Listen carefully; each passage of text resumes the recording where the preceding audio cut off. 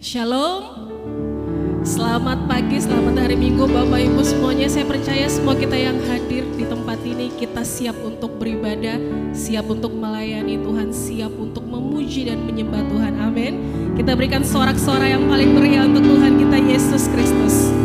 Saya undang jemaat untuk bangkit berdiri bersama-sama. Kita beri kemuliaan untuk Tuhan kita Yesus. Sebab hanya bagi Engkau segala pujian Tuhan. Kami buka ibadah kami pagi hari ini hanya di dalam nama Yesus.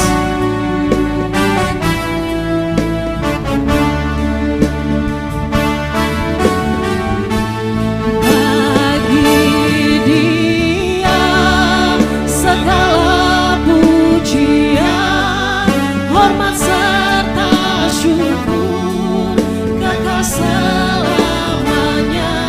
Bagi Dia segala pujian, hormat serta syukur selama-lamanya. Bagi Dia segala pujian, kami bersyukur Tuhan kekal selamanya.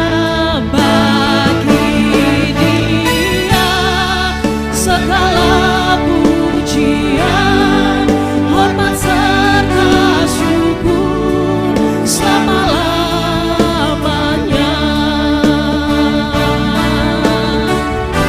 Selama-lamanya.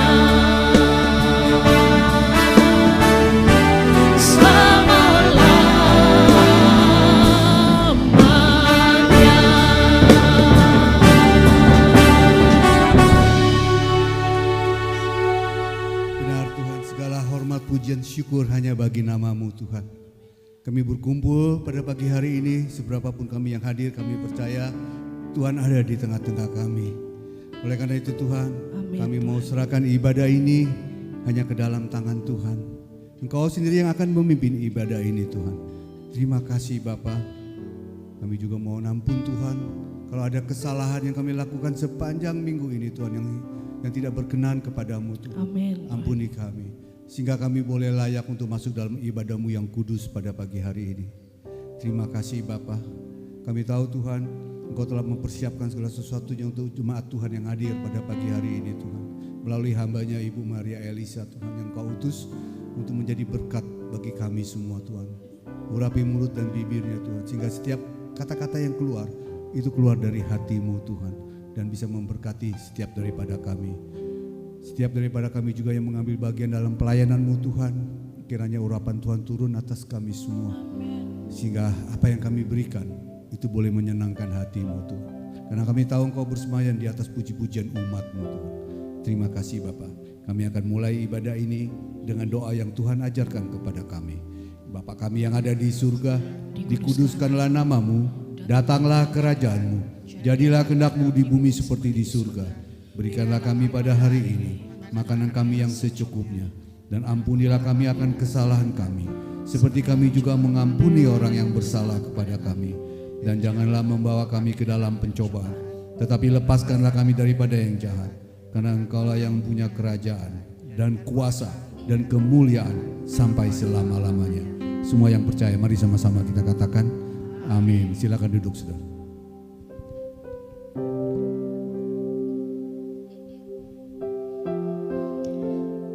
Kami datang Tuhan dengan segala kerinduan hati kami, memuji dan menyembah Engkau Bapa. Apapun kondisi kami saat ini, kami pastikan kami mau beri yang terbaik untuk Tuhan. Kami datang untuk mencari wajah-Mu, bukan berkat-Mu Tuhan. Sebab itu Tuhan, diberkatilah Engkau dengan pujian dan penyembahan kami. Terima kasih Tuhan.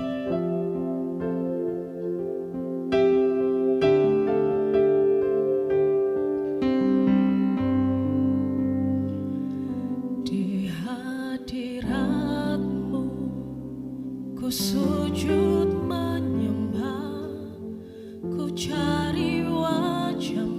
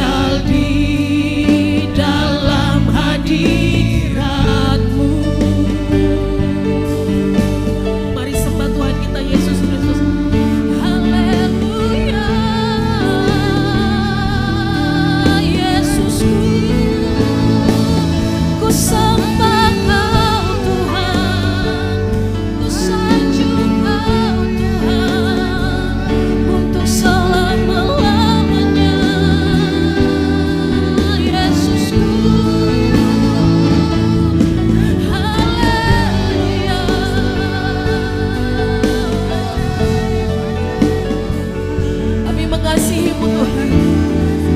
Kami mau menyembah Kau lebih lagi Tuhan Yesus. Allah yang perkasa, Allah yang termulia.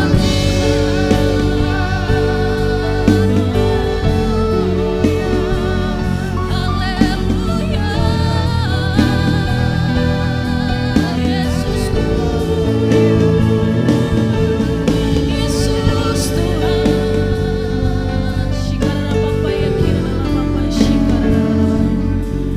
Shikara Bapa ya kira Bapa kira Yesus Tuhan. Biarlah hati Tuhan disenangkan pagi hari ini. Shikara Bapa ya kira Bapa ya kira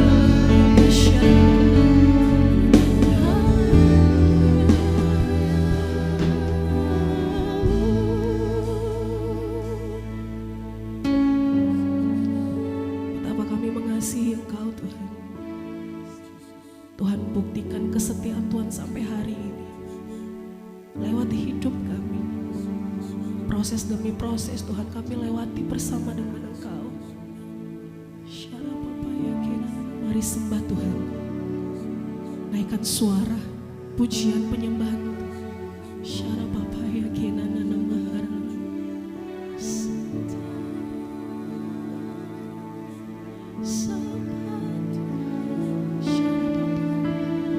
Tidak akan pernah kami lupakan kebaikan Tuhan dalam hidup kami. Kau Allah yang perkasa, yang termulia, termanis Tuhan.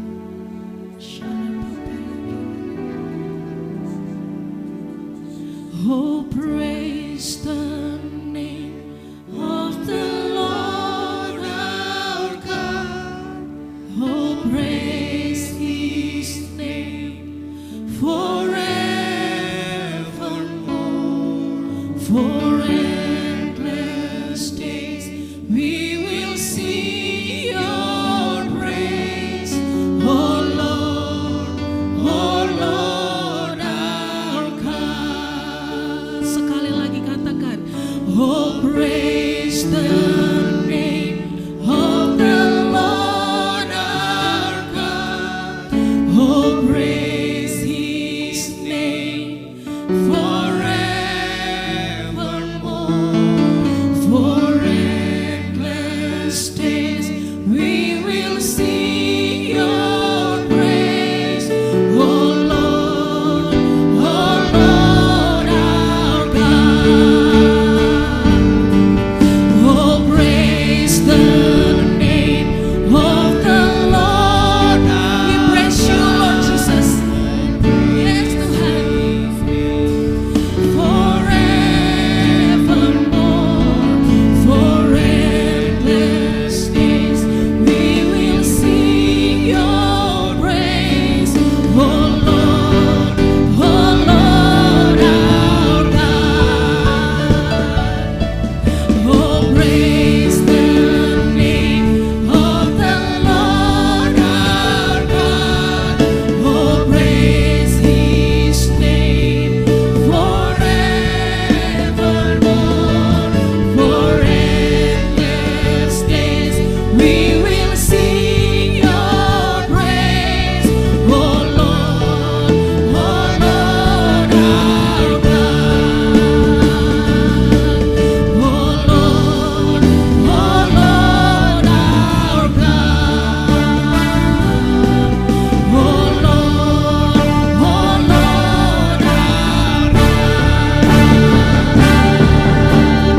Amin. Terima kasih Tuhan Yesus. Yang siap memuji Tuhan, kita berikan sorak-sorai yang paling meriah untuk Tuhan kita Yesus Kristus. Boleh colek kiri kanannya atau tos. Siap memuji Tuhan lebih lagi, amin. Terima kasih Tuhan Yesus.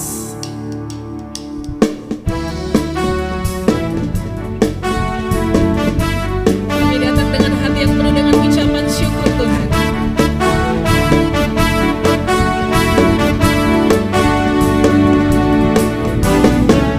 Datanglah ke bait-Nya dengan hati bersyukur, ke dalam pelataran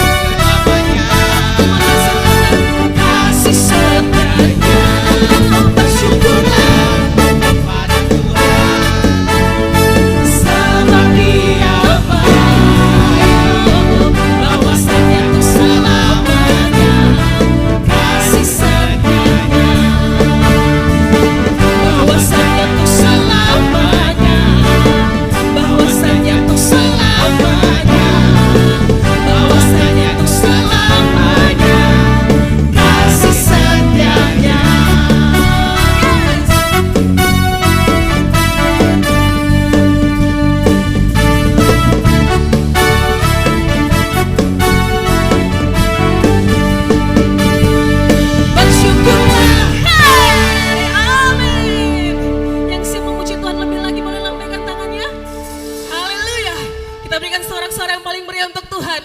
Sebab Engkau layak Tuhan untuk terima segala pujian dan penyembahan kami Bapa.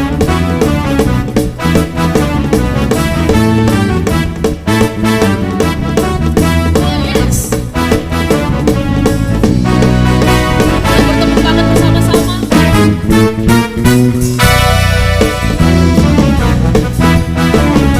Kami bersukacita sekali pagi hari ini Tuhan.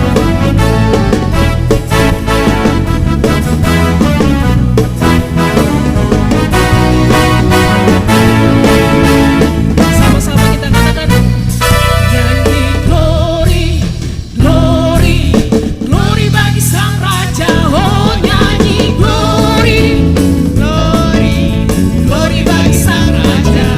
Nyanyi glory, glory, glory bagi Sang Raja. Mari rayakan dan nyanyi. Oh mari serukan, hey serukan, hey bahwa Yesuslah Raja. Oh mari serukan, serukan bahwa Yesuslah Raja. Mari serukan, serukan bahwa Yesuslah Raja.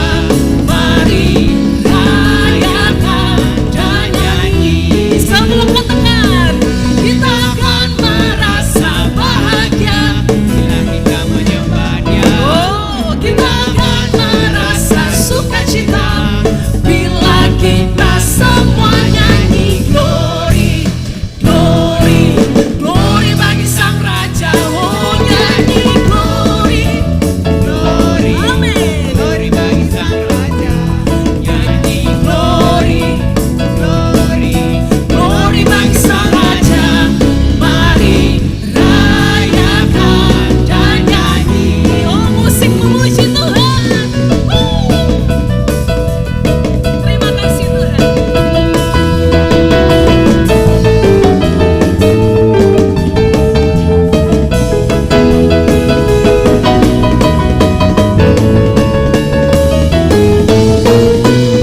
Kita akan merasa bahagia bila kita menyembah Dia. Kita akan merasa sukacita bila kita semua nyanyi glory, glory, glory bagi Sang Raja. Oh nyanyi glory, glory, glory bagi Sang Raja. Nyanyi glory, glory, glory bagi Sang Raja. Mari rayakan dan nyanyi. Mari rayakan dan nyanyi. Mari rayakan dan nyanyi. Haleluya. Haleluya. Semua bersukacita, amin. Silakan duduk Bapak Ibu semuanya. Haleluya. Terima kasih Tuhan. Puji nama Tuhan, semua kita bersukacita ya. Baik Bapak Ibu, di setiap minggu kedua kita akan ada persembahan diakonia. Jadi mari kita persiapkan. Terima kasih Tuhan.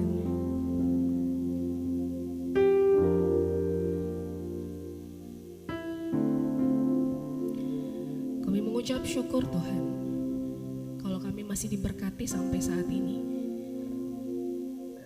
Kami mau jadi berkat Tuhan bagi sesama kami. Kami mengucap syukur Tuhan, Tuhan masih pakai kami lebih dan lebih lagi. Sebab itu Tuhan pagi hari ini kami memberi persembahan lewat diakonia. Tuhan memberkati setiap persembahan kami. Terima kasih Bapa, kami memberi dengan hati yang penuh syukur dan sukacita. Hanya di dalam nama Yesus, haleluya, amin.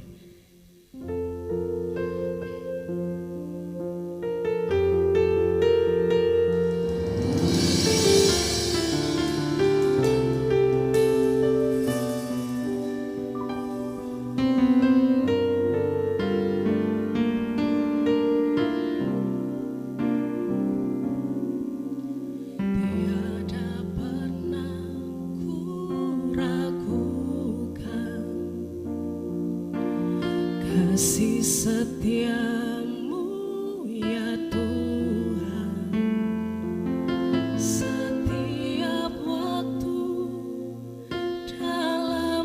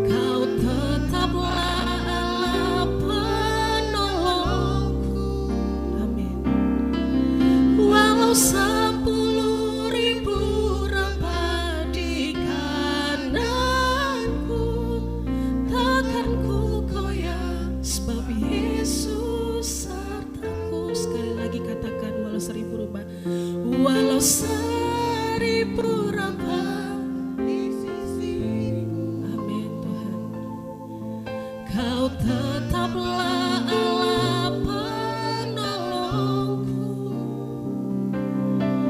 Walau 10.000 rebah di kananku, takkan ku goyah sebab Yesus. Kita berikan sorak-sorai yang paling meriah untuk Tuhan. Yes. Tiada pernah ku ragukan kasih setiamu ya Tuhan. Setiap waktu dalam hidupku tak pernah kau tinggalkan. Meski langit tampak suram, awan gelap pun menggelap. Oh, tetap kami percayakan hidup kami buat-Mu Tuhan. Lewati gelombang, tak pernah kau tinggalkan diriku. Mari sama-sama kita nyatakan. Walau 1000 rebah di sisiku, Kau tetaplah Allah penolongku. Walau 10.000 rebah di kananku, takkan ku goyah sebab Yesus sertaku. Walau 1000 rebah di sisiku, oh Tuhan terima kasih. Kau tetaplah Allah penolongku. Walau 10.000 rebah di kananku, takkan ku goyah sebab Yesus sertaku. Walau 1000 rebah di sisiku. Saya anak jemaat Tuhan ini bersama-sama kita sambut firman Tuhan. Kau tetaplah Allah penolongku. Walau 10.000 rebah di kananku, takkan ku goyah sebab Yesus sertaku. Nyatakan dengan iman.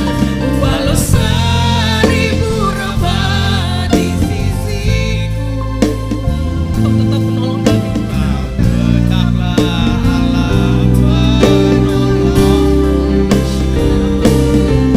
Walau 10.000 rebah di kananku, takkan ku goyah sebab Yesus sertaku. Takkan kami goyah Tuhan, takkan ku goyah sebab Yesus sertaku. Takkan ku goyah sebab Yesus sertaku.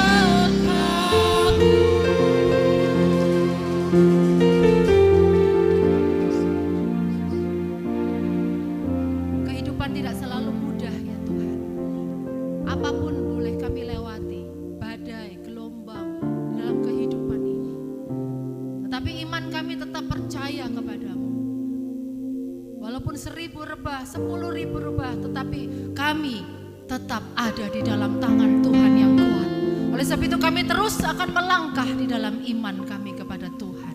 Terima kasih Tuhan, kami telah memuji dan menyembah Engkau dan iman kami sungguh dikuatkan, disegarkan kembali. Dan sesaat kami akan belajar bersama-sama kebenaran firman-Mu. Tuhan urapi setiap kami, baik hamba-Mu yang berbicara maupun yang mendengar. Biar kami sama-sama diberkati. Tuhan, Engkaulah yang berbicara, kami siap mendengar. Di dalam nama Yesus sama-sama katakan amin. Shalom, silakan duduk Bapak Ibu saudara kasih Tuhan. Apa kabar? Terima kasih atas kesempatan yang diberikan kepada saya. Karena sering di sini jadi rasanya kayak di rumah ya. Kayak pulang ke rumah rasanya. Senang banget. Ya, ada pun ini yang sudah lama enggak ketemu ya. Makasih ya. Ya, terima kasih. Kita akan bersama-sama belajar kebenaran firman Tuhan yang ya silakan. Nah, kita akan belajar tentang godly parenting. Ada yang sudah pernah mendengar godly parenting? Belum ya? Kalau parenting sudah tahu semua ya. Apa itu? Pola asuh. Ya, pola asuh kita semua sudah tahu. Kebetulan saya dari latar belakang psikologi dan Tuhan izinkan saya mengajar psikologi juga di Surabaya beberapa tahun. Jadi kalau psikologi itu mengajar banyak tentang parenting, saudara-saudara. Pola asuh ya, macam-macam ahli-ahli itu banyak banget dan berbeda-beda.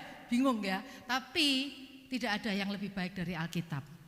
Ya, setelah saya mempelajari Alkitab, terutama tentang godly parenting ini, saya bertobat saudara. Karena ternyata setelah 30 tahun lebih mendidik anak, aduh saya bilang Tuhan ampuni aku kacau balau. Bener, sungguh saya akui. Jadi di sini saya bukan, oh ibu ini mentor banget ya, ibu bisa ngasih tahu, enggak. Kita sama-sama belajar dari Alkitab. Karena saya itu jatuh bangun bersama dengan suami dalam membesarkan anak-anak, sudah 30 dan 28 sekarang ya. Tapi saya merasa masih, wow, seandainya saya tahu dari awal, seandainya saya ikuti dari awal firman Tuhan, mungkin jadi jauh lebih baik. Tapi ya sudah, kita sama-sama belajar ya.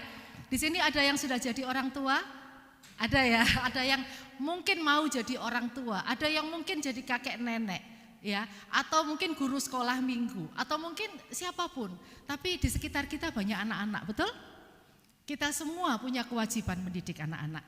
Oke, kita akan belajar tentang godly parenting. Nah, apa itu godly parenting? Yuk kita baca sama-sama ya, 2, 3. Cara mengasuh anak hanya berdasarkan kehendak Tuhan dan pertujuan apa? Mengenal serta memuliakan Tuhan. Nah ini parenting, godly. Jadi mengasuh anak itu bukan dengan teori-teori psikologi yang saudara tahu, saudara bisa baca sendiri banyak di sosmed banyak tentang parenting, ahlinya macam-macam. Tapi kita berdasarkan apa sih kehendak Tuhan itu dan tujuannya apa? Jelas, bukan bertujuan, pokoknya anak saya besar, anak saya siapa yang kepingin anaknya sukses? Semua ya. Siapa yang kepingin anaknya itu dikenal orang, menghasilkan duit yang banyak, pokoknya secara dunia tuh sukses. Tetapi kita beda. Tujuannya adalah bagaimana supaya anak-anak kita mengenal dan memuliakan Tuhan. Itu harus kita pegang dulu saudara ya. Sampai sini paham ya. Prinsipnya godly parenting itu adalah bagaimana kita mendidik anak berdasar kehendak Tuhan. Hanya kehendak Tuhan. Dan tujuannya mengenal memuliakan Tuhan ya. Jadi point of view, POV itu point of view ya, sudut pandang. Anak itu adalah anugerah Tuhan, saudara. Di mana Tuhan sudah memiliki rancangan atas anak kita. Siapa di sini yang sebagai orang tua mengalami anak ini kok beda ya sama kita? Kok lain sendiri anak ini? Anak saya juga beda-beda, saudara. Gak tahu nurun siapa. Padahal papa mamanya satu, sama-sama, tapi kok anaknya beda-beda ya? Siapa yang seperti itu? Kayak saya. Ngalami ya, beda kan? Kok beda? Yang kayak satu hal yang harus kita imani bahwa anak itu anugerah Tuhan. Kita nggak bisa membentuk anak sesuai apa yang aku mau, apa yang papahnya mau, nggak bisa. Itu anugerah dan Tuhan sudah memiliki rancangan atas anak kita. Sebelum anak kita lahir Tuhan sudah punya rancangan belum? Sudah. Jadi kalau kita ini mengasuh anak kita, poinnya itu harus, oh ya anak itu anugerah Tuhan. Bukan harus menjadi dokter karena mama dulu enggak pernah jadi dokter, bukan. Sesuai rancangan Tuhan ya. Oke. Nah, bagaimana cara mendidik anak supaya mengenal Tuhan? Nah, ini yang akan kita belajar sama-sama. Saudara ya. Yang pertama, orang tua itu harus menjadi apa? Teladan iman kepada Tuhan. Ini kelihatannya klise banget. Ya iyalah Bu, saya sudah tahu. Di mana-mana kalau khotbah harus menjadi teladan. Tapi kenyataannya gampang apa gampang? Sulit ya, minta ampun ya. Kita orang tuh harus menjadi teladan. Ini ada beberapa contoh. Louis Eunike, Timotius. Siapa itu? Nenek dan ibunya Timotius. Ayo kita baca ayatnya ya, 2, 3. Sebab aku teringat akan imanmu yang tulus ikhlas, yaitu iman yang pertama-tama hidup di dalam nenekmu Lois dan di dalam ibumu Yunike, dan yang aku yakin hidup juga di dalam dirimu, di dalam dirinya Timotius. Jadi saudara, Timotius itu tidak tiba-tiba hadir terus beriman, tidak.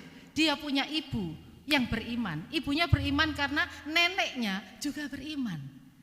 Nah saudara, untuk saya harus melakukan teladan iman bagi anak-anak saya, bagi cucu-cucu saya. Seperti ini si Lois itu kan menjadi teladan untuk Yunike menjadi teladan bagi Timotius.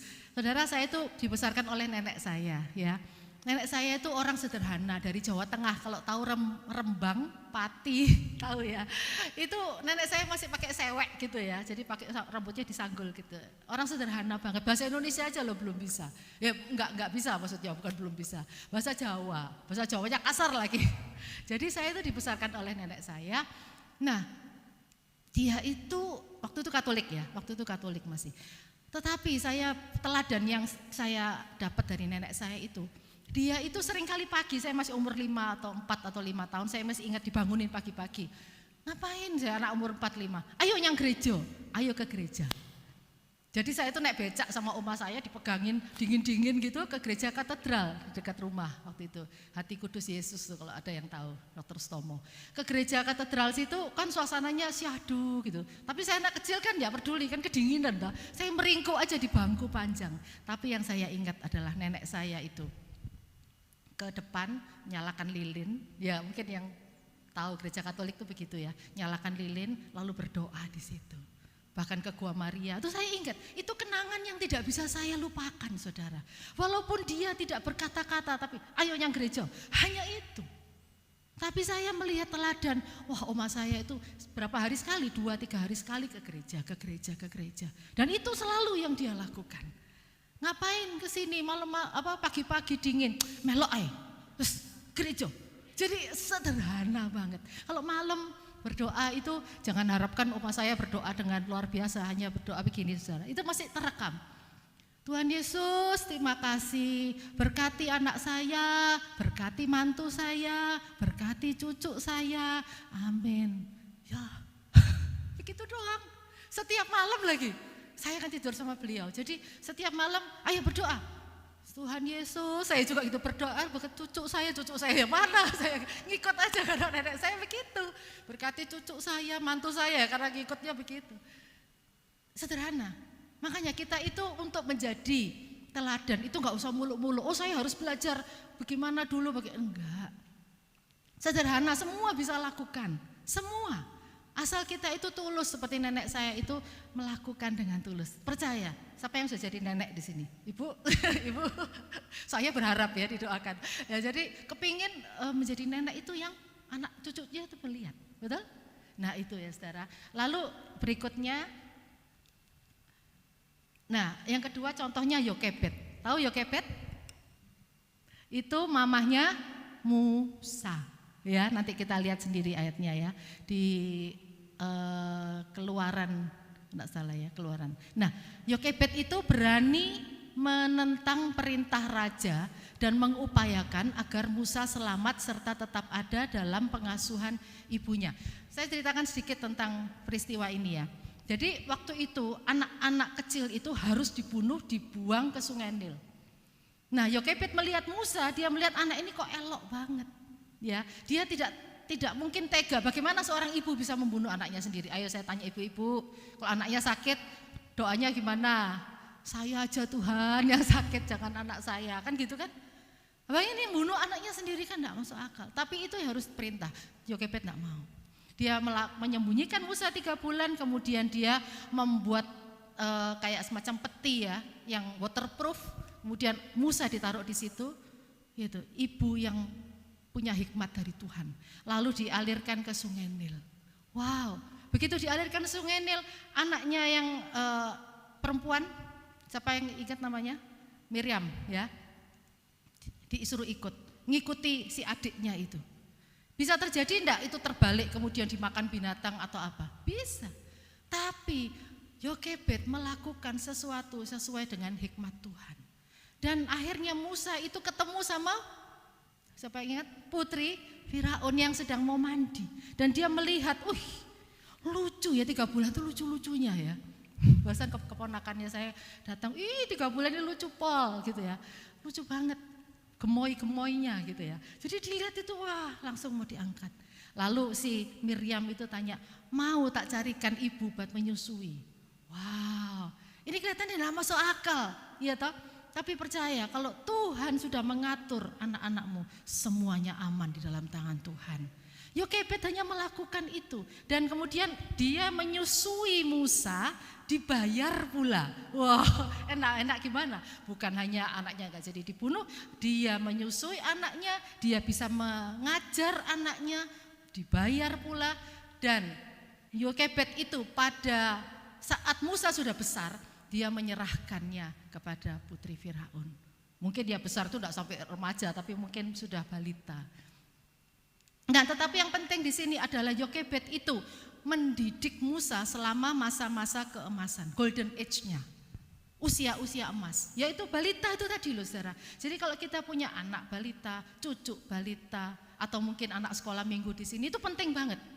Usia emasnya itu di mana semua itu diserap dengan baik, semua itu bisa menjadi pedoman hidupnya. Sama seperti Musa. Coba saya bacakan ya Ibrani 11 ayat 23 sampai 25. Karena iman maka Musa setelah ia lahir disembunyikan selama 3 bulan oleh orang tuanya, karena mereka melihat bahwa anak itu elok rupanya dan mereka tidak takut akan perintah raja. Itu ya, kalau lebih takut sama Tuhan. Karena iman maka Musa setelah dewasa menolak disebut anak putri Firaun, karena ia lebih suka menderita sengsara dengan umat Allah daripada untuk sementara menikmati kesenangan dari dosa. Nah, bayangkan saudara, dia dididik dalam lingkungan istana, tetapi dia tetap melakukan kehendak Tuhan. Dia lebih senang menderita bersama dengan umat Allah. Wow, ingin enggak anak-anak kita seperti itu? Yokebed anaknya 3, Harun, Miriam, Musa. Semuanya dipakai oleh Tuhan.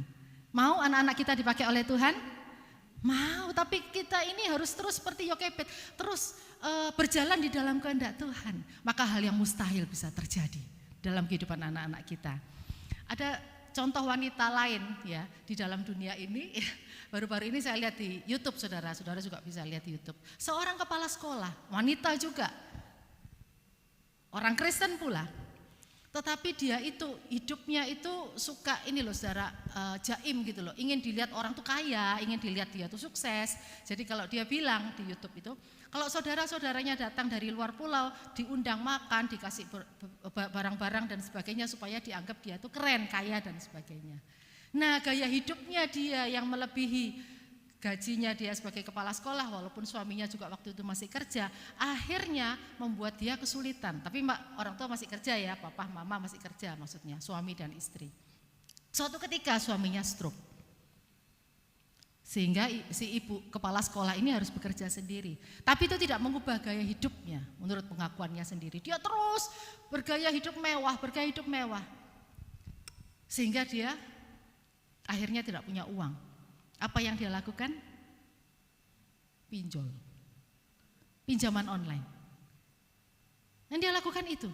Dan dia katakan bukan cuma 1, bukan cuma 2, 60 lebih saudara. Gali lubang, tutup lubang, gali lubang, tutup lubang, terus dia dikejar oleh ini, bayar ini, dikejar ini, terus hidupnya dia itu kayak neraka dia bilang. Ya iyalah, dikejar-kejar oleh debt collector terus. Nah akhirnya dia ketahuan, sekolah tahu. Nah bayangkan dia kepala sekolah loh. Kepala sekolah menjadi seperti itu, semua murid tahu, guru tahu, akhirnya dia keluar dong, malu kan. Dia keluar, hidupnya semakin terpuruk, dia semakin banyak pinjam online, jadi akhirnya hidupnya gak karu-karuan. Saudara, ini berbeda sekali dengan Yokebed ya. Kita ini bisa seperti tadi, walau 1000 rebah di sisiku, 10.000 rebah di sebelah kananku, masalah bisa datang. Pastilah kita dalam dunia ini pasti ada masalah. Tapi kalau kita mengandalkan Tuhan seperti Yokebed, Tuhan buka perkara-perkara ajaib dalam kehidupan kita.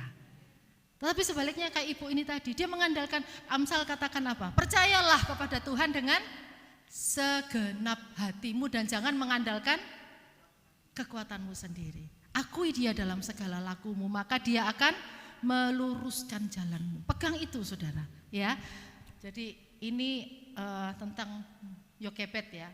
Lalu ada satu tokoh lagi yaitu Abraham. Ini contoh-contoh yang bisa kita lihat imannya yang luar biasa. Abraham yang rela mengorbankan anaknya yang tunggal karena iman dan ketaatannya kepada Tuhan. Kita semua sudah tahu ya cerita Abraham. Jadi dia itu setelah menunggu begitu lama akhirnya mempunyai anak yaitu Ishak. Tapi Tuhan bilang suatu ketika, korbankan Ishak, betul? Lalu dia nego sama Tuhan, gimana kalau saya aja? Enggak ya? Enggak kan? Pagi-pagi benar, begitu Tuhan ngomong, paginya langsung dia ajak Ishak. Enggak pikir panjang saudara. Wah, saya mikir-mikir itu, kalau saya mungkin, saya Tuhan bentar-bentar, enggak salah. Kan bukannya Tuhan yang janji saya dapat anak, dapat keturunan seperti, wah lah kok ini tiba-tiba anak satu aja kok harus dikorbankan. Enggak salah. Kasih waktu saya 3 hari untuk mikir. Kan enggak, pagi-pagi benar dia langsung aja Ishak anaknya ke Gunung Moria. Nah di sana Ishak itu sudah cukup besar ya saudara ya, karena dia bisa memikul kayu. Sehingga bukan anak balita lagi, tapi saya rasa sudah remaja ya. Banyak penafsir mengatakan sudah remaja. Nah Ishak ini tanya sama bapaknya karena dia sudah cukup besar, loh mana dombanya? Ada api, ada kayu, dombanya mana? Lalu jawaban Tuhan, Tuhan akan menyediakan dombanya. Itu iman Abraham, padahal dikasih tahu Tuhan, anakmu ini akan mati. Tapi enggak, Tuhan akan menyediakan domba. Dan benar kan terjadi, Ishak diikat, Ishak juga diam aja kan. Kalau dia enggak melihat imannya Abraham kepada Allahnya, pasti dia bilang, apain sih papa? Aku mau dibunuh. Papa ini enggak salah kan gitu. Tapi Ishak tuh belajar bersama papahnya, dia tahu. Hingga dia mau diikat, diletakkan di atas meja dan diambil pisau mau disembelih. Kemudian Tuhan bilang stop, ini adalah domba sesuai dengan iman Abraham. Saudara, dari sini kita belajar bahwa kita ini meletakkan iman pengharapan kita tuh hanya kepada Tuhan. Dan lakukan apa yang Tuhan mau. Gak usah terlalu banyak mikir, karena pikiran kita itu bisa kemana-mana akhirnya. Betul? Jadi Tuhan ingin mencobai Abraham. Apakah Abraham itu taat kepada Tuhan?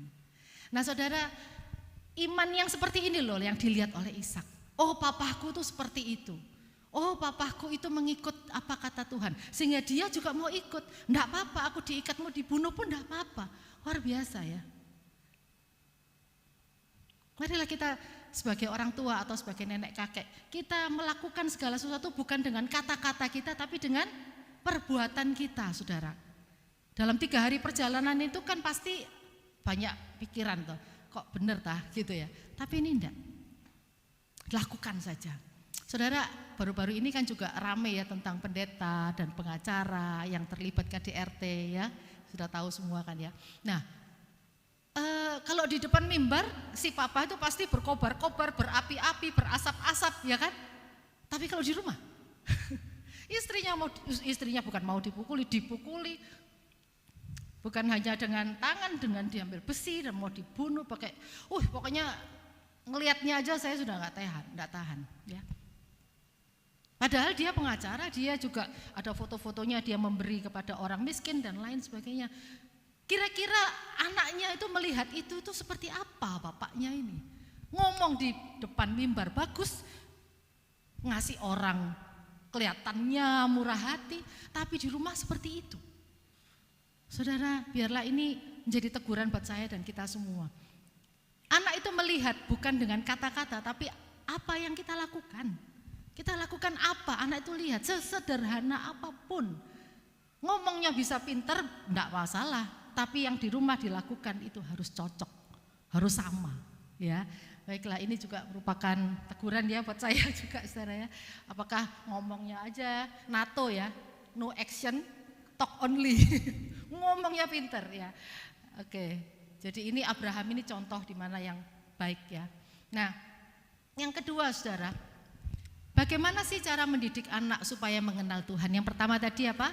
Teladan, ya, teladan iman. Yang kedua, orang tua memiliki peran dan tanggung jawab masing-masing dalam mendidik anak.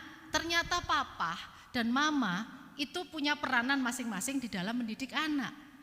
Makanya jangan cuma papa atau mama saja, ya. Kita lihat peranan ibu dulu. Ya, peranan ibu itu coba kita baca ayatnya ya. 1 Tesalonika 2 ayat 7 dan 8. Kita baca sama-sama yuk.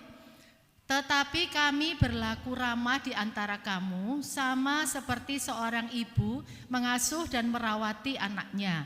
Demikianlah kami dalam kasih sayang yang besar akan kamu, bukan saja rela membagi Injil Allah dengan kamu, tetapi juga hidup kami sendiri dengan kamu karena kamu telah kami kasihi. Nah, di dalam ayat ini ada prinsip yang mendasar bahwa sebagai seorang ibu peranannya itu memang utamanya adalah mengasuh, merawat anak-anaknya dengan kasih sayang yang besar. Itu sudah naluri mamah, naluri ibu. Betul, ibu-ibu? Ya, secara naluri itu kita sejak mengandung, melahirkan, menyusui dan membesarkan anak itu kita itu mau mengorbankan apa saja untuk anak, betul? Kita merawat anak kita dengan penuh kasih walaupun malam enggak tidur, melean gitu ya, tapi kita mau lakukan apapun untuk anak. Ibu yang rela mengabarkan Injil kepada anak-anaknya dan bahkan rela memberikan hidupnya demi kasihnya pada anak-anaknya. Nah, ini peranan seorang ibu. Seorang ibu bukan hanya sekedar makan. Sekarang tuh saya agak prihatin, mungkin di sini enggak ada ya. Anak kecil tuh makan, depannya tuh sudah ada apa? Laptop atau iPad, ya. Supaya apa? Supaya diem. Kalau enggak, anaknya tuh kemana-mana, enggak buka mulut. Tapi begitu ini dia lihat ini, gitu. Nah, mungkin itu kesempatan yang bagus buat kita. Pada saat dia makan, ya kita cerita tentang Tuhan. Entah itu kalau cerita membosankan ya, anak-anak kan enggak bisa. Mungkin dengan gambar atau dengan kreativitas kita lah. Itu kesempatan buat kita. Ternyata anak itu senang sesuatu yang bergerak. Nah, kita coba dengan segala cara masukkan firman kepada anak sejak kecil. Nah, saudara itu ya. Jadi mengasuh merawat anak-anaknya dengan kasih sayang yang besar. Itu tugas mama. Memang itu tugasnya ibu. Nah, tugasnya ayah apa coba? Nah, peranan bapak. Coba kita baca, saya bacakan ya. Sebab kamu masih ingat saudara-saudara akan usaha dan jerih lelah kami. Sementara kami bekerja siang malam, supaya jangan menjadi beban bagi siapapun juga di antara kamu, kami memberitakan Injil Allah kepada kamu. Kamu adalah saksi, demikian juga Allah, betapa saleh, adil dan tak bercacatnya kami berlaku di antara kamu yang percaya. Nah ini, kamu tahu betapa kami seperti Bapa terhadap anak-anaknya telah apa? Menasihati kamu dan menguatkan hatimu seorang demi seorang dan meminta dengan sangat supaya kamu hidup sesuai dengan kehendak Allah yang memanggil kamu ke dalam kerajaan dan kemuliaannya. Saudara, ternyata peran Bapak itu enggak sederhana loh. Peran Bapak itu yang pertama itu menasihati dan menguatkan hati anak-anaknya. Ayo di sini siapa bapak-bapak yang itu loh anakmu tuh loh. Kamu tuh tugasnya dong, mama, ya kan? Ngapain aja sih di rumah? Anakmu itu loh enggak karu-karuan, nilainya turun. Nasihati dia. Gitu. Nggak ada di sini ya bapak-bapak ya. Kalau saya dulu ngambil rapot di sekolah anak saya waktu mereka masih kecil, itu memang sebagian besar ibu-ibu yang ngambil rapot. Di sini juga ya. Sebagian besar ibu-ibu ya, karena bapaknya kerja. Loh, itu enggak masalah. Memang bapaknya kerja, ibunya ngambil rapot. It's no problem. Tapi begitu sampai rumah, ini loh Pak, nilainya anakmu. Wah kok elek kabeh? Kamu tuh ngapain aja? Kamu itu juga mama, anakmu nilainya jelek. Itulah kalau kamu tuh manjain anakmu, kamu tuh terlalu dah. Mamahnya tuh ya, padahal sudah ngomel terus, panjang lebar, salah juga gitu ya. Ternyata itu juga tugasnya bapak loh. Wah, tugasnya bapak itu menasihati dan menguatkan hati anak. Kenapa? Bapak, gini loh ibu-ibu ya, bapak ibu. Seorang wanita itu memang menasihati anak terus. Tapi boleh dikatakan 90% wanita itu main perasaan. Betul? Kalau wanita menasihati anak itu, kamu itu loh, wes lah, kamu tuh bikin malu, kamu tuh begini-gini, ngomel sepanjang hari. Belajar loh, kamu udah sambil masak sambil ngomel. Tapi kalau bapak kan enggak, pakai logika, ya. Bapak tuh punya wibawa loh, karena dia dari Tuhan langsung ke seorang ayah. Nah, bapak mau ngomong, ya jangan dibentak-bentak juga, ya, jangan dimarah-marahin. Tapi ayah itu punya peran yang penting, punya wibawa. Ayah saya dulu kalau ngomong ke adik saya itu dari pagi sampai sore itu baca Alkitab. Kamu enggak boleh ini sesuai Alkitab ini, tetapi tidak efektif, saudara. Adik saya bukannya tambah baik, tambah nakal. Karena apa? Waktunya enggak tepat, timingnya enggak bisa begitu. Sekalinya duduk dalam 1 tahun duduk 1 kali itu dari pagi sampai sore, enggak bisa begitu. Hubungan tuh harus baik dulu supaya bapak bisa ngomong ke anaknya. Kalau enggak anaknya bilang papa aja. Enggak bisa. Anak itu kalau ditekan, anak zaman sekarang beda, saudara ya. Kalau zaman dulu kita mungkin masih duduk papa mau ngomong gitu. Kalau sekarang mana bisa. Mereka melihat sosmed lebih banyak daripada kita, pengetahuannya jauh lebih banyak daripada kita. Oh, papa ngomong gitu tak lapor no. Gitu kan di luar negeri gitu kan. Tak lapor no polisi. Bahaya loh kalau sekarang itu memang beda mendidik anak. Nah, jadi bapak itu menasihati tapi dengan dasar kasih, dengan dasar orang tua yang ada wibawa dan ingin memberitahu anak. Itu lain. Dan menguatkan hati. Ya, kalau anaknya misalnya enggak diterima kuliah, enggak sesuai dengan yang dia mau, patah hati sama pacarnya, itu tugasnya bapak loh. Ini tugasnya bapak. Kalau mama bilang, aduh ya apa ya memang bencana kok orang itu. Kalau bapak-bapak bilang, tenang aja, kita doa sama-sama. Mungkin itu belum jodoh. Bapak itu lain gitu loh saudara. Saya akui, saya itu beda, saya tidak mungkin bisa jadi bapak. Gitu loh. Jadi perlu bapak-bapak ini menguatkan hati anak-anaknya, menasihati, itu tugas bapak loh. Ya, jadi pulang, tolong bapak-bapak nasihati anakmu ya, dan kuatkan hati, hidup sesuai dengan kehendak Allah. Bapaknya sendiri harus hidup sesuai dengan kehendak Allah. Kalau enggak ya itu tadi, kayak apa cerita-cerita tadi. Masa pendeta kok melecehkan orang, aduh mengerikan ya. Oke. Nah kayak sekarang ada sedikit tokoh di Alkitab yang bukan merupakan bapak yang baik. Tadi kan kita bicara masalah bapak ya. Ini ada contohnya yaitu Daud. Daud itu kita semua tahu ya, orang yang diperkenan Tuhan, dia tuh pahlawan yang gagah berani, orang yang sangat pemimpin yang luar biasa, raja Israel yang luar biasa. Tetapi setiap orang punya kelemahan, sama kayak saudara dan saya. Daud juga punya kelemahan. Ya selain soal Batseba itu, Daud itu sebagai papa dia tidak bisa bertindak tegas kepada anak. Ini juga salah. Ya. Kalau kita baca di 2 Samuel 13 itu seru saudara. Mungkin saudara pernah lihat ya, saudara pernah baca. Itu kalau dibaca itu bisa asik gitu ya, 2 Samuel 13. Itu ada seorang, Daud itu istrinya banyak ya, jadi anaknya kan juga banyak. Ya. Lalu ada seorang bernama Amnon dari anak yang satu memperkosa anak satu lagi, Tamar namanya. Ini kejadian yang sangat mengerikan, bapaknya dilibatkan lagi. Nanti kita baca sendiri ya, dilibatkan bagaimana. Bapaknya dilibatkan, Daud dilibatkan, akhirnya Tamar diperkosa. Lalu singkat cerita, Tamar itu karena malu, dia itu merobek gaunnya kan putri kerajaan. Lalu dia mengurapi kepalanya dengan abu, tanda orang berduka. Absalom lihat, Absalom ini kakak kandungnya Tamar. Kenapa? Kamu diperkosa sama ini Amnon. Nah gitu kan. Wah mulai saat itu marahlah si Absalom ini karena adiknya diperkosa oleh Amnon. Daud tahu nggak kira-kira? Tahu nggak? Tahu. Daud tahu tapi dia tidak mengambil tindakan, dia marah. Betul, di Alkitab ada, dia sangat marah. Tapi dia tidak mengambil tindakan tegas. Dia tidak menghibur Tamar, dia tidak menghukum Amnon, tidak dibiarkan begitu aja. Tamar tinggal di rumahnya Absalom kakaknya. Sampai 2 tahun Absalom memendam kebencian kepada Amnon. Sehingga dia mengambil suatu cara, akhirnya ada suatu cara di mana dia membunuh Amnon. Dan dia masih terus kepahitan. Absalom ini lari ceritanya. Lari itu enggak dicariin juga oleh Daud. Sampai dia suruh pulang. Disuruh pulang pun tidak boleh menghadap Daud. Sampai 2 tahun dia dicuekin gitu aja. Sehingga dia mengambil keputusan untuk mau kudeta bapaknya. Sampai dia mau bunuh bapaknya. Sangat mengerikan, saudara.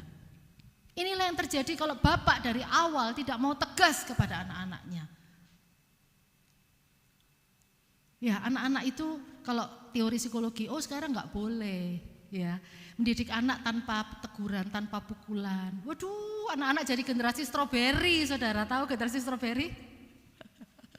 Lembek, ya, lembek, nggak tahan banting, nggak mau kerja keras, baru kena terus dia langsung, aku mati aja, gampang banget. Ya, kenapa? Anak-anak sekarang memang orang tua itu memberikan yang terbaik, ya. Semua itu sudah disediakan, disiapkan. Tapi di satu sisi anak itu tidak diajar untuk bekerja keras dan tidak ditegur. Kalau salah, ya sudahlah, demi hubungan baik papa dan anak, ya sudahlah, ngerti-ngerti sendirilah. Enggak bisa begitu. Anak harus ditegur, kalau salah. Dan itu guys bapak. Ternyata berat juga ya jadi bapak ya. Jadi tugas bapak itu menegur kalau anaknya itu salah. Bukan hanya menegur, mungkin kalau kasus seperti ini mungkin anaknya harus dihukum bagaimana? Masa dia memperkosa adik tirinya sendiri. Nah, ini akhirnya menjadi tragedi yang luar biasa ya. Yang kedua, Imam Eli. Imam Eli itu tidak berani menegur dan menghukum anak-anaknya yang dursila. Hofni dan Pinehas itu anak-anak yang dursila. Itu dikatakan, dengan demikian sangat besarlah dosa kedua orang muda itu di hadapan Tuhan. Sebab mereka memandang rendah korban untuk Tuhan. Korban bakaran diambil sama Hofni Pinehas. Eli telah sangat tua apabila didengarnya segala sesuatu yang dilakukan anak-anaknya terhadap semua orang Israel. Dan bahwa mereka itu tidur dengan perempuan-perempuan yang melayani di depan pintu kemah pertemuan. Bayangkan, ini sesuatu dosa yang luar biasa ya. Lalu berkatalah ia kepada mereka, mengapa kamu melakukan hal-hal yang begitu? Sehingga aku dengar dari segenap bangsa ini tentang perbuatan-perbuatanmu yang jahat itu. Janganlah begitu anak-anakku gitu. Bukan kabar baik yang kudengar itu bahwa kamu menyebabkan umat Tuhan melakukan pelanggaran. Imam Eli menegur tapi ya sebegitu aja. Kita harus tegas bapak-bapak terutama ya, yang memiliki anak. Anak remaja itu gampang apa sulit dibesarkan? Saya punya anak 2, haleluya ya. Punya anak itu menguatkan iman saya, harus berserah kepada Tuhan terus. Nggak gampang loh ya, benar? Kalau yang bilang gampang Bu, itu berarti nggak ada hubungan baik sama anaknya. Soalnya dianggap cuma kasih makan, sekolah, beres. Nggak gampang. Nah ini, ya akhirnya anak-anaknya dibunuh oleh Tuhan. Imam Elinya pun mati. Padahal ini imam. Kalau di sini mungkin pendeta gitu ya. Jadi itu saudara, ini contoh-contoh di Alkitab di mana kita tuh harus bertobat ya, melihat bahwa Tuhan tidak main-main sama pendidikan. Nah, yang terakhir ingin saya sampaikan adalah bagaimana cara mendidik anak agar mengenal Tuhan. Yang ketiga, cara berkomunikasinya pun harus benar. Cara berkomunikasi harus benar. Gampang Bu, saya setiap hari ngomong sama anak saya. Ngomong sama komunikasi itu beda ya. Kalau bicara itu hanya sekedar bicara, tapi komunikasi itu harus hati ke hati. Anak itu bisa mengerti niat ide yang ingin kita sampaikan, dan kita harus menyampaikannya dengan waktu yang tepat, dengan intonasi yang benar, dengan banyak hal. Itu komunikasi. Ya. Jadi di sini mau saya sampaikan ada 3 gaya berkomunikasi antara orang tua ke anak, ya, ada 3 gaya. Yang pertama, orang tua yang merasa maha tahu dan maha benar. Nah, di sini mungkin kayak orang tua zaman dulu kali ya. Orang tua zaman dulu tuh merasa maha tahu dan maha benar. Pernah ada orang tua yang mengatakan, "Papa ini pernah jadi muda, kamu enggak pernah jadi tua." Wah, ya benar juga ya. Kalau gini caranya enggak pernah menang anak ini ya. Kapan kita pernah jadi tua? Ya, jadi papa ini selalu benar, seperti itu maksudnya. Orang tua maha tahu. Ciri-cirinya gimana? Selalu menggurui dan menyalahkan anak. Begitu malam ketemu, duduk sini papa mau ngomong. Waduh, mulai kuliah terbuka. Rapotmu itu ya, matematikamu itu ya, kurang apa kamu ini? Wah, mulai kurang apa? itu dulu. Nah, mulai membanggakan dirinya di masa lalu, seakan-akan dia paling benar. Ya, membanggakan diri di masa lalu, salah-salahkan anak. Makanya tuh jangan main HP terus. Makanya tuh dengerin kalau papa ngomong. Terus.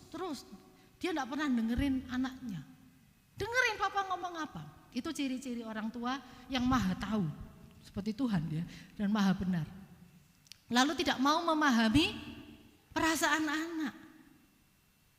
Enggak pernah ditanyain anaknya, "Are you okay? Kok mukamu hari ini murung, Nak? Kenapa?" Enggak pernah. Jangan muncul-muncul kalau di depan papa. Orang Jawa. Jangan cemberut kalau di depan mama ya. Ngomong yang enak. Anak itu sedang masalah, ya ditanyai kek, ada waktunya. Orang tua enggak mau memahami. Ngomongnya tuh seakan-akan perasaan anak tuh enggak penting. Penting saudara. Ya penting. Karena anak itu juga memiliki perasaan yang perlu untuk, apalagi anak perempuan. Anak perempuan tuh perasaannya lebih halus toh, betul enggak? Tanya gitu loh. "Nak, kamu enggak apa-apa, kenapa? Mama bisa bantu apa?" Enggak apa-apa. Ya sudah, berarti belum pengen. Nanti kita tanya lagi. Pokoknya asal kamu tahu mama papa itu bersedia loh kalau kamu mau sharing. Ya gitu aja kalau sudah remaja. Jadi pahami perasaan anak. Merasa diri paling benar.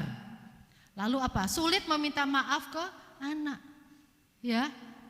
Orang tua kok minta maaf ke anak. Kamu yang harus minta maaf duluan ke anak. Oh, saya pernah loh digitukan sama anak saya. Maksudnya kita tengkar ya sama anak perempuan saya. Terus habis gitu saya itu karena gengsi, saya nggak bisa minta maaf. Karena saya masih panas, dia juga masih panas. Lalu sampai hari ke berapa? 2 enggak salah. Hari kedua akhirnya dia bilang, "Aku nunggu loh permintaannya maaf mama." Saya juga dalam hati, berani amat dia kayak gitu ya. Saya udah berani ngomong gitu ke papa saya gitu. Anak sekarang beda saudara. Saya nunggu permintaannya maaf mama. Gitu. Jadi akhirnya saya juga minta maaf. Oke, kita duduk. Mama minta maaf. Akhirnya begitu. Saya juga salah. Mama waktu itu emosi banget sehingga kata-katanya mama seperti itu. Minta maaf ke anak dong. Saya juga bukan Tuhan, salah juga. Ya, enggak apa-apa. Lalu komunikasinya satu arah. Duduk sini, mama mau ngomong. Aduh, terus mulai kuliah kayak papa saya ngomong ke adik saya tadi itu. Satu arah, enggak bisa saudara. Kita harus belajar menerima masukan dari anak. Seaneh apapun, bagi kita aneh. Kayak enggak logis gitu ya, bagi kita karena kita dewasa. Tapi anak itu dengan pikirannya sendiri, biarin dengerin dulu. Baru kita luruskan pelan-pelan. Jadi maksudmu tuh begini, ya. Ya memang ada teori-teori di konseling tapi enggak sekarang ya. Tapi intinya adalah komunikasi itu enggak boleh satu arah. Lalu kata-katanya tuh begini, "Kamu itu salah." Wah, belum sudah dimulai dengan kamu itu. Nak, papa bisa bantu apa? Itu papa ini juga enggak serba tahu. Tapi kalau kamu sharing ke papa, mungkin papa bisa bantu. Mama mungkin bisa bantu. Jangan kamu itu salah. Waduh. Anak itu bisa menjawab apa makin mendekat kira-kira? Kabur katanya ya. Papa lebih tahu. Kamu itu lo ngerti apa? Kamu ngerti apa? Papa itu dulu dosen, papa itu begini, papa itu direktur. Tapi anaknya itu enggak dimengerti. Pokoknya kamu nurut apa kata orang tua, itu kata pamungkasnya. Pokoknya kalau enggak bulan depan kamu tak kurangi uang jajanmu. Orang tua itu ngancamnya bisa itu terus deh. Ngancamnya ke situ doang ya. Tapi itu enggak bisa saudara. Anakmu kalau masih ada di dalam kendali keuangan masih bisa. Tapi dia memendam loh. Nanti kalau dia sudah dewasa, ya. Yang kedua, sikapnya orang tua tadi kan yang maha tahu. Ini orang tua yang bersikap kekanak-kanaan. Bagaimana orang tua yang bersikap kekanak-kanaan? Kan sudah tua. Iya, tapi sikapnya masih seperti anak-anak. Contohnya, ngambek. Pokoknya besok mama enggak mau lagi masakin kamu kalau kamu enggak nurut mama. Masak sendiri. Wah, orang mama-mama yang ngambek bertobat ya. Minta diperhatiin. Biasanya kalau kamu sakit mama diperhatiin. Mama nih loh sakit. Lihatan dong mukanya mama. Masa kamu enggak perhatiin? Ya. Itu cara yang salah, saudara. Apa sih salahnya? Dia bilang, "Nak, mama itu seneng loh kalau kamu bilang, mama kok kelihatannya lesu, sakit kah?" Mama tuh seneng kalau kamu bisa bilang gitu. Lu enggak apa-apa ngajarin, tapi jangan ngambek. Ah sudahlah, memang kamu tuh enggak tahu diri. Kamu dulu ya, waktu melahirkan kamu mulai ongket-ongket deh. Mama enggak tidur begini-begini. Itu kekanak-kanakan, saudara. Lalu mengancam akan meninggalkan rumah atau mati. Ada orang tua kayak gitu. Sudah kalau kamu kayak gini, tak tinggal kamu. Mau tahu rasanya gimana kalau enggak ada papa? Tahu rasanya kalau enggak ada mama? Biar tahu, sekarang mama mau minggat. Kayak drama ya. Atau bilang, wes pokoknya mama kalau gini mati aja. Jangan saudara, orang tua jangan bersikap kanak-kanakan. Anak itu sudah enggak masanya lagi. Oh takut nanti kalau mama mati, enggak. Ya terserah mama. Tambah kita tambah gimana kalau dia bilang, terserah mama. Mati dong beneran nih. Jangan ya, jadi kita itu belajar ngomong sama anak itu komunikasinya jangan kanak-kanakan. Atau membuat anak merasa bersalah dengan pengorbanannya di masa lalu. Demi kamu tahu enggak, mama tuh rumah tak jual, papa itu semua tak jual demi kamu. Kok kamu tuh kayak gitu? Ingat lah. Gitu. Boleh ngomong gitu, tapi caranya harus yang tepat. Orang tua tuh mengasihi anak, jadi bla bla bla. Tapi jangan tuh ingat kayak, jangan sampai bercucuran air mata, teriak-teriak kayak apa drama Korea itu jangan. Ya, jadi membuat anak merasa bersalah itu teknik yang salah, saudara ya. Menangis, berteriak, mendiamkan anak, ya itu sudah ya tadi. Komunikasinya tetap satu arah ini. Ini orang tua yang bersikap kekanak-kanakan. Yang ketiga, yang terbaik adalah orang tua yang bersikap dewasa. Ya, jadi memahami bahwa orang tua juga bisa salah dan dengan tulus mau minta maaf ke anak, kayak yang saya alami tadi. Sama anak saya yang cowok juga begitu. Kok bisa sih kamu ngomong gitu dong? Ya kita tengkar ya karena anak saya sudah dewasa. Iya tapi mama begini loh, tapi kan kamu loh ya gitu. Tapi pada akhirnya saya bilang, sorry ya. Mungkin sudut pandangnya mama seperti ini, sorry. Mungkin mama salah. Ya gitu salah, ngomong aja gak apa-apa. Suami saya juga sering minta maaf ke anak. Gak apa-apa saudara, kita ini manusia ya. Memahami bahwa anak berkembang sesuai usia dan zamannya sehingga orang tua belajar menyesuaikan diri dengan anak. Ya, ada baiknya orang tua itu gak terlalu gaptek-gaptek amat gitu ya. Kalau gaptek pun ya mungkin kita gak ya, tapi tanya ke anak, ini maksudnya apa sih? Ya, ini maksudnya ini kalau anak remaja, ini lagu-lagu yang terbaru kayak apa sih? Tanya. Jadi anak itu nggak merasa kayak mama lu nggak mau tahu, papa tuh nggak mau tahu. Jadi ngomong sama papa itu kayak ngomong sama orang jadul gitu. Sudah vintage kita ini, sudah antik gitu ya. Jangan kita berusaha ngikuti gitu ya, maunya apa gitu. Lalu anak diajar agar mandiri, tetapi tetap mengandalkan Tuhan dalam melakukan segalanya. Ajar dia untuk mandiri. Kamu harus mandiri, jangan kayak generasi stroberi ya. Mandiri, harus semua bisa sendiri. Tapi jangan sombong, tetap andalkan Tuhan ya seperti gitu. Ya.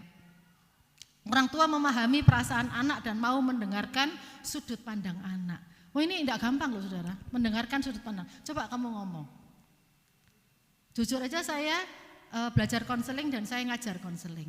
Tapi saya mengkonseling orang itu lebih gampang daripada mengkonseling anak saya sendiri.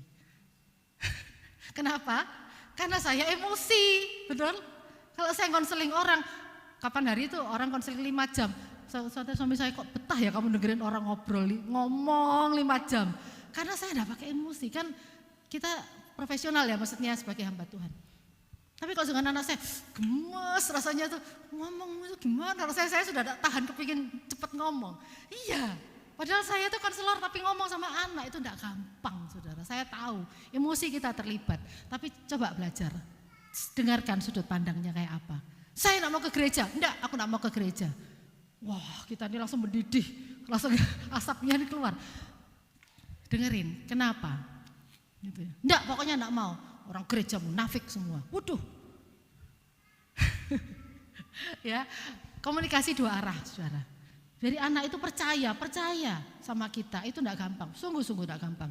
Tapi ya itu lagi kita punya Tuhan, amin.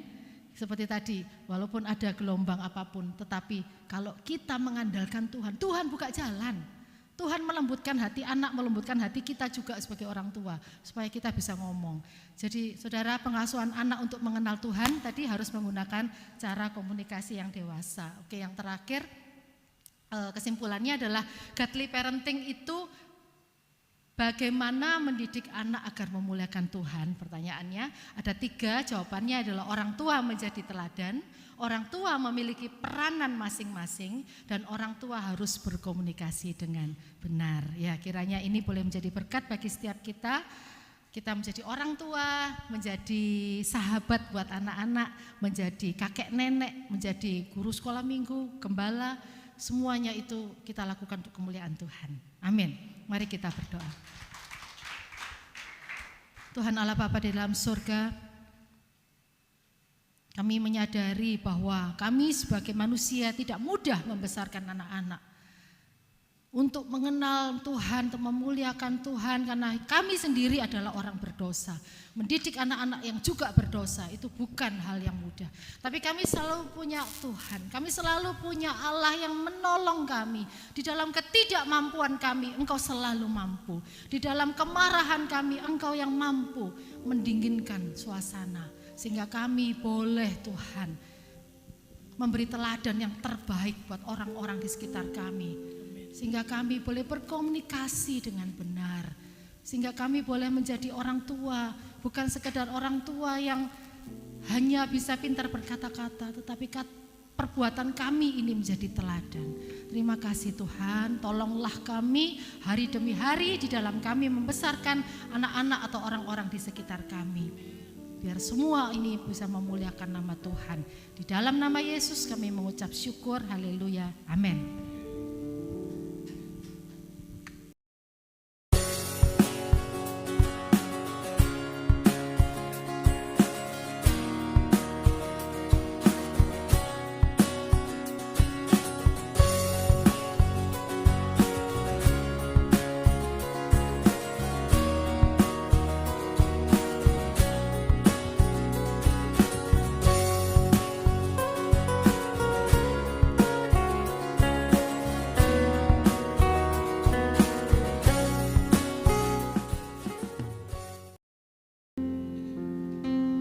Mari saudara kita bangkit berdiri, kita akan mengakhiri ibadah kita. Bapak, kami sungguh bersyukur dan berterima kasih Tuhan. Oleh karena kasih Tuhan, ibadah hari ini boleh berjalan dengan tertib dan penuh sukacita. Khususnya firman yang telah ditaburkan Tuhan. Biar firman itu boleh dimeteraikan di dalam setiap kehidupan kami. Kami boleh menjadi pelaku-pelaku daripada firman-Mu. Biarlah Tuhan, karakter Kristus ada di dalam setiap hidup kami. Hingga hidup kami boleh menjadi teladan, sehingga orang lain bisa melihat bahwa Engkau ada di dalam kehidupan anak-anak-Mu Tuhan. Kami sebagai orang tua juga harus menjadi teladan bagi anak-anak kami, harus menjadi contoh, memiliki komunikasi yang benar dengan anak-anak kami, sehingga mereka juga boleh bertumbuh menjadi anak yang takut akan Tuhan. Terima kasih Bapa untuk hamba-Nya yang Tuhan telah utus, Ibu Maria Elisa. Kiranya berkat Tuhan terus turun atas hamba-Mu ini, perlindungan Tuhan sempurna atas hidupnya bersama suaminya Pak Pendeta Effendi. Tuhan pakai hamba-Mu ini untuk menjadi berkat bagi banyak orang. Dan juga kami berdoa Tuhan untuk jemaat Tuhan yang hadir pada pagi siang hari ini Tuhan. Kiranya berkat Tuhan turun atas hamba-Mu, anak-anak-Mu yang ada di tempat ini Tuhan. Tuhan berikan kasih karunia damai sejahtera menyertai mereka. Tuhan jauhkan dari segala mara bahaya apapun juga, dan Tuhan jauhkan dari segala sakit penyakit apapun juga. Terima kasih Bapa. Kami akan berpisah satu dengan yang lain, tapi kami percaya kasih Tuhan tidak akan pernah berpisah daripada kami. Oleh karena itu saudara yang dikasihi Tuhan, mari kita angkat kedua tangan kita dan katakan amin, maka ini akan terjadi dalam hidupmu. Diberkatilah keluargamu, diberkatilah kesehatanmu, diberkatilah apa yang kau kerjakan, dan diberkatilah engkau yang mengasihi Tuhan lebih dari segalanya. Oleh karena itu saudara yang dikasihi Tuhan, marilah kita hidup takut akan Tuhan. Jangan menyimpang ke kanan ataupun ke kiri, sehingga kemanapun kau pergi, hidupmu akan beruntung. Tuhan akan terus menyertai engkau. Tuhanlah yang akan membela-Mu, Tuhanlah yang akan menolong-Mu. Tuhan akan menyinari engkau dengan wajah-Nya, memberikan kasih karunia, dan damai sejahtera Tuhan akan selalu ada di dalam setiap kehidupan anak-anak-Nya. Tuhan akan membuat engkau menjadi kepala dan bukan ekor, dan engkau akan terus naik dan tidak akan turun. Dan apapun yang engkau kerjakan, hanya Tuhan yang buat berhasil. Oleh karena itu, saudara yang dikasihi Tuhan, terimalah berkat daripada Bapa, Putra dan Roh Kudus mulai hari ini sampai Maranatha, Yesus datang untuk kedua kalinya. Semua yang percaya dan telah menerima berkat Tuhan, mari sama-sama kita katakan amin.